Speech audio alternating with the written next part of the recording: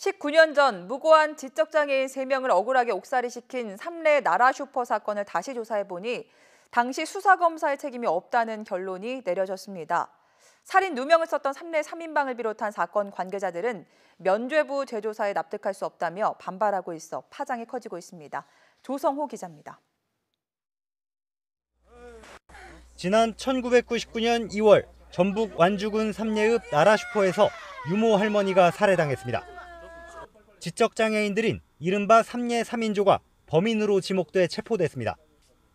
당시 부산에 살던 진범들이 범행을 자백했는데도 재판에 넘겨졌습니다. 우리 나갈 때 검사가 꼭 진역을 살아야만 재검을 받는 건 아니다. 그런 식으로 얘기를 하더라고요. 대법원에서 징역 3년에서 6년형을 확정받았고 2016년에야 재심에서 무죄가 인정됐습니다. 대검찰청 진상조사단은 과거 검찰 수사가 부실했거나 조작되지 않았는지 다시 들여다봤습니다. 검찰 과거사위원회가 본조사를 권고한 지 8개월 만에 당시 수사검사였던 최모 변호사에게 책임이 없다는 취지로 결론냈습니다. 실체적 진실과는 완전히 다른 결론을 내렸지만 수사 절차를 어기거나 사건을 조작했다고 보긴 어렵다고 판단한 것으로 알려졌습니다. 삼례 3인조와 피해자 유족들은 대검 앞에서 기자회견을 열고 크게 반발하고 나섰습니다. 당시 진범까지 나서 진상조사팀 교체와 보강 조사를 요구하고 나섰습니다.